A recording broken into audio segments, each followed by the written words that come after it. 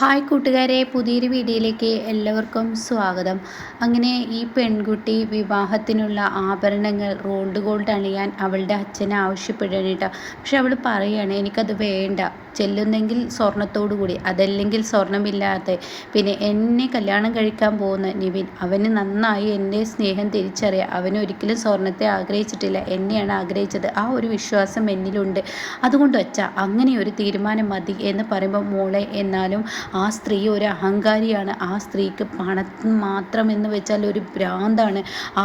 ആ സ്ത്രീ സ്വർണമില്ലെങ്കിൽ എന്തായാലും ഈ വിവാഹം മുടക്കും എന്നൊക്കെ പറയുമ്പോൾ, മുടങ്ങെങ്കിൽ മുടങ്ങട്ടെ, എനിക്ക് ദൈവം വിധിച്ചതല്ലേ നടക്കത്തുള്ളൂ എന്ന് പറയുന്നുണ്ട് കേട്ടോ. എന്നാൽ ഈ സമയം ഇപ്പുറത്ത് ശാലിനി ഇങ്ങനെ സത്യഭാമ എവിടെയെന്ന് തിരക്കുന്നുണ്ട്. അങ്ങനെ സത്യഭാമ അങ്ങോട്ടേക്ക് വരികയാണ്. ശാലിനി പറയുന്ന കാര്യങ്ങളൊക്കെ ശ്രദ്ധിക്കുന്നുണ്ട്. ഇനി ഞാൻ പറയുന്നത് പോലെ നിങ്ങൾ കരുക്കൾ നീക്കണം. അത് കേൾക്കുന്ന സത്യഭാമ എന്താണാവോ ചെയ്യേണ്ടത് എൻ്റെ മകനെ രക്ഷിക്കാൻ എന്ന് പറഞ്ഞിട്ട് ഉടൻ തന്നെ ശാലിനി പറയാണ്, നിങ്ങൾ ഞാൻ പറയുന്ന ഈ പെൺകുട്ടിയുടെ വിവാഹം നടക്കുന്ന സ്ഥലത്തോട്ട് നിങ്ങൾ എത്തണം. എന്നിട്ട് അവിടെ വെച്ച് ആ പെൺകുട്ടിക്ക് തന്നെ സ്വർണം കൈമാറണം എന്ന് പറയണ്ടോ. അത് കേൾക്കുന്ന സത്യഭാമ ശരിയെന്ന് പറയണോ. പിന്നീട് എങ്ങനെയാണ് എൻ്റെ വിഷ്ണുവിനെ ഇറക്കുക, അതൊക്കെ ചെയ്യാൻ സത്യമ്മ ഇപ്പോൾ ഞാൻ പറഞ്ഞത് ചെയ്യേ. അപ്പോൾ രാഘവൻ പൊട്ടിക്കരയണേട്ടോ. ഈശ്വര, എൻ്റെ കുഞ്ഞിന് ഈ ഒരു വിധി വന്നത് ഞാൻ കാരണമാണല്ലോ. അത് കേട്ടോടെ തന്നെ അച്ഛനോട് എന്താ പറഞ്ഞത്, ഇങ്ങനെ ആവശ്യമില്ലാത്ത കാര്യങ്ങൾ ആലോചിച്ചിട്ട് അച്ഛൻ ഇങ്ങനെ സങ്കടപ്പെടേണ്ട. അച്ഛൻ്റെ ഈ രോഗമാണ് ഇപ്പോൾ വിഷ്ണുവേട്ടനെ ഇങ്ങനെ എത്തിച്ചത്. അതുകൊണ്ട് അച്ഛൻ്റെ ഈ രോഗത്തിന് ചികിത്സ പെട്ടെന്ന് തന്നെ ഉണ്ടാക്കണം. അതാണ് ചെയ്യേണ്ടത്. ഇപ്പം അച്ഛൻ സമാധാനത്തോടു കൂടി ഇരിക്കെ, വിഷ്ണുവേട്ടനെ ഞാൻ പുറത്തിറക്കിയിരിക്കും എന്നും പറഞ്ഞ് ശാലിനി പോകുന്നു കേട്ടോ.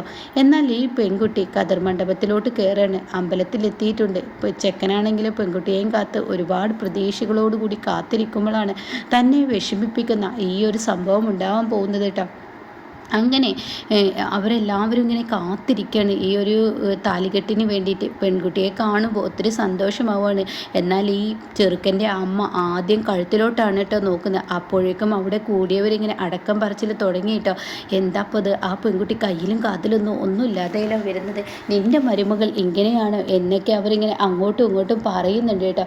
ആ സമയം അവർക്കിങ്ങനെ ദേഷ്യം കൂടി വരികയാണ്.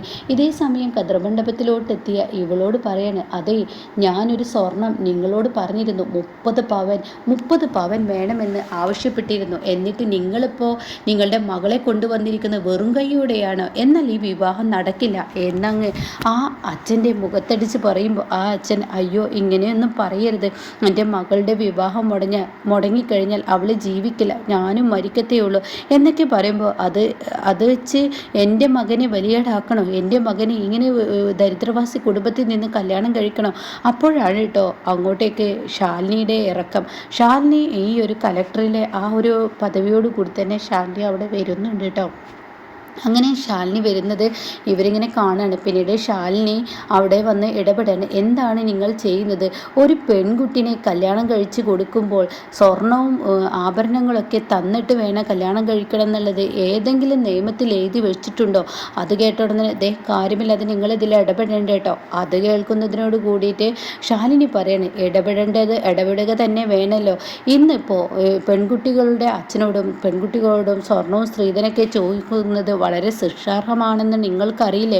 ആ ശിക്ഷ എന്തെന്ന് നിങ്ങൾക്കറിയില്ല എന്നൊക്കെ ചോദിക്കുമ്പോൾ അവർ പറയാണ്, ഞാനതിന് ഇവരോട് എൻ്റെ മകനെ കല്യാണം കഴിക്കുന്ന സമയത്ത് ഇവരോട് ആവശ്യപ്പെട്ടതെന്നല്ലല്ലോ, ഇവരുടെ മകൾക്ക് 30 പവൻ കൊടുക്കുക എന്ന് പറഞ്ഞിട്ട് ഇവരിപ്പോൾ കള്ളം പറയുന്ന ആളെ കബളിപ്പിക്കുകയല്ലേ ചെയ്ത് എന്നുള്ള സംസാരമൊക്കെ ആവുമ്പോൾ ഉടൻ തന്നെ, അയ്യോ എൻ്റെ മകൾക്ക് ഞങ്ങൾ കൊടുക്കുക എന്ന് പറഞ്ഞത് കൊടുക്കുക, ഇപ്പോൾ ഈ താലികെട്ട് നടന്നോട്ടെ, മുഹൂർത്തം തെറ്റിപ്പോവും, അതുകൊണ്ട് താലികെട്ട് നടക്കട്ടെ എന്നൊക്കെ പറഞ്ഞ് ആ അച്ഛൻ കരയുമ്പോൾ ഉടൻ തന്നെ സത്യഭാമ അങ്ങോട്ടേക്ക് വരികയാണ് കേട്ടോ.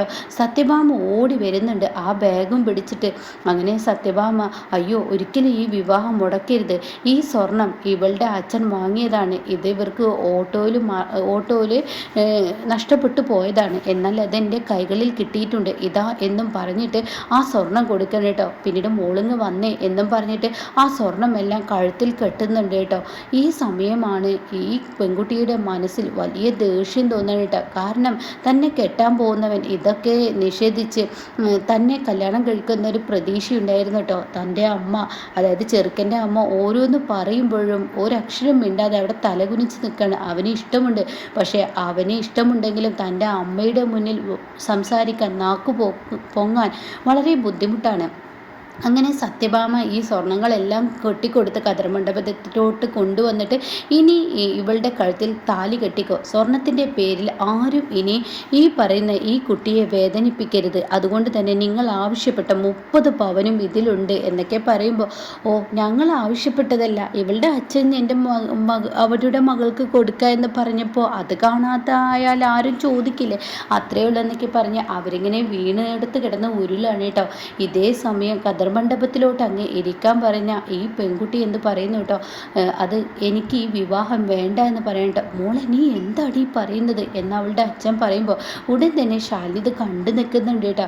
അപ്പോൾ ശാലിനി അവിടെ ഒരു കലക്ടറാണ് എന്നുള്ളത് പരസ്പരം എല്ലാവരും പറയലോട് തുടങ്ങി. അപ്പോൾ ചെറുക്കൻ്റെ വീട്ടുകാർക്കും അതുപോലെ തന്നെ ചെറുക്കനൊക്കെ ചെറിയൊരു ഉൾഭയം വന്ന് തുടങ്ങി കേട്ടോ. അപ്പോൾ ഉടൻ തന്നെ ഈ പെൺകുട്ടി പറയാണ്, എനിക്ക് ഈ വിവാഹം വേണ്ട, എനിക്ക് ഈ വിവാഹം വേണ്ട എന്നിങ്ങനെ പറയുമ്പോൾ, എന്താ മോളെ നീ പറയുന്നത്, ഇപ്പം എന്തിനാ നീ വിവാഹം കഴിക്കുന്നില്ല എന്ന് പറയുന്നത്, അതിന് മാത്രം എന്ത് പ്രശ്നം അവിടെ ഉണ്ടായത്, സ്വർണ്ണം ഇവർ ചോദിച്ചതൊക്കെ കൊടുത്തില്ല, അത് തന്നെയാണ് പ്രശ്നം അച്ഛ, ഇവർക്ക് എന്നേക്കാൾ കൂടുതൽ എനിക്ക് കിട്ടുന്ന സ്വർണത്തിനോടാണ് ഇവരുടെ കണ്ണ്, അപ്പോൾ ഇത് എതിർക്കാൻ എന്നെ കല്യാണം കഴിക്കുന്ന എൻ്റെ ഭർത്താവാൻ പോകുന്ന ആൾ എന്നാൽ എതിർക്കുകയും ചെയ്തില്ല, എന്നാൽ ഇവരാണെങ്കിലും ഇതിമ തന്നെ പിടിക്കുന്നു, ഇപ്പോൾ ഇവർക്ക് ഈ സ്വർണം കിട്ടിയപ്പോൾ എൻ്റെ കഴുത്തിൽ ഇവരുടെ മകൻ താലി കെട്ടിക്കോട്ടെ എന്ന് പറയുന്നത്, അപ്പോൾ നാളെ എന്തിൻ്റെങ്കിലും പേരിൽ എൻ്റെ കഴുത്തിറക്കാൻ പറഞ്ഞു കഴിഞ്ഞാൽ അതും ഈ നിൽക്കുന്ന എൻ്റെ ഭർത്താവ് ചെയ്യോ എന്നൊക്കെ ഇങ്ങനെ ചോദിച്ച ഉടൻ തന്നെ അവിടെ എന്ത് പറയണമെന്നറിയാതെ ഈ അമ്മയും മോനും പകച്ചു നിൽക്കുന്നു കേട്ടോ.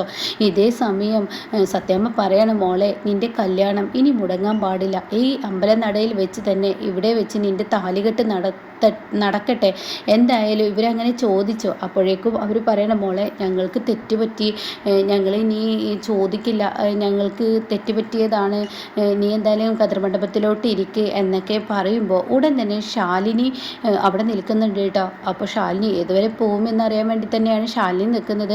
അപ്പോൾ ഈ പെൺകുട്ടി പറയാണ്, ശരി നിങ്ങളുടെ മകൻ എൻ്റെ കഴുത്തിൽ താലി കെട്ടിക്കോട്ടെ, പക്ഷേ ഈ സ്വർണ്ണാഭരണങ്ങൾ ഇല്ലെങ്കിൽ നിങ്ങളുടെ മകൻ എൻ്റെ കഴുത്തിൽ താലി കെട്ടാൻ നിങ്ങൾ സമ്മതം നൽകുമോ എന്ന് ചോദിച്ച ഉടനെ തന്നെ അവർക്ക് അവിടെ ഉത്തരമില്ല കേട്ടോ. ഇതേ സമയം ഈ പയ്യനോട്, അതായത് എൻ്റെ ഭർത്താവാകാൻ പോകുന്ന ഈ നിവിനോട് ഞാൻ ചോദിക്കട്ടെ, നിങ്ങൾക്ക് എൻ്റെ കഴുത്തിൽ താലി കെട്ടണമെന്നുണ്ടെങ്കിൽ എൻ്റെ കഴുത്തിൽ കാണുന്ന ഈ സ്വർണ്ണാഭരണങ്ങൾ നിങ്ങൾക്ക് വേണമെന്നുണ്ടോ? അത് കേട്ടോടെ തന്നെ ആ പയ്യൻ പറയാ, ഇല്ല എനിക്ക് വേണമെന്നില്ല, എനിക്ക് എൻ്റെ അമ്മയെ പേടിച്ചാണ് ഞാൻ ഇതുവരെ തലകുനിച്ച് നിന്നത്, എനിക്ക് നിന്നെ മാത്രം മതി എന്ന് പറയുന്നു കേട്ടോ.